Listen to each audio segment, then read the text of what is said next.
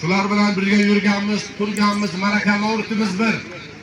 Bularning boshiga bugun mana shunday og'ir musibat tushib turibdi.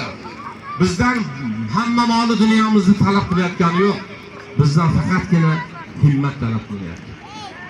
Alloh taolo boya Qur'onda aytdim: "Va mimma razaqnahum yunfiqun." Biz ularga rizq berib qo'ygan narsalardan himmat qiladi dedik. Biz ham qo'limizdan kelgancha bu yigitlarga himmat qiling. Hech birimizning o'lib ketayotgan holimiz yo'q. Shu yerda o'tirganning hech birining o'lar holimiz yo'q.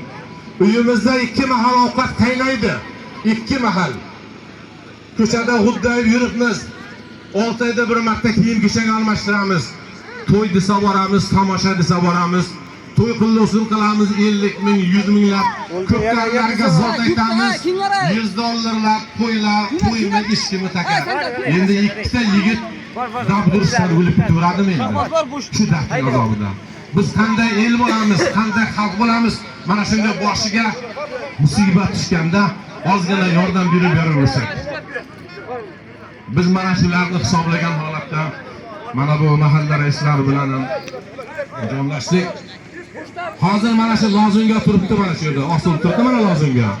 Mana shu lozunganing tagiga bitta yaxshi qo'yib qo'ydik. Kimning qalbida bir niyati bo'lsa, mayli. Ehsonning ko'pining ozining ahamiyati yo'q. Ko'p oz ehson qilyapman deb xafa bo'lmang. Borini tashlab keting, ko'nglingizdan o'tgani. Buning uchun bitta misol aytaman.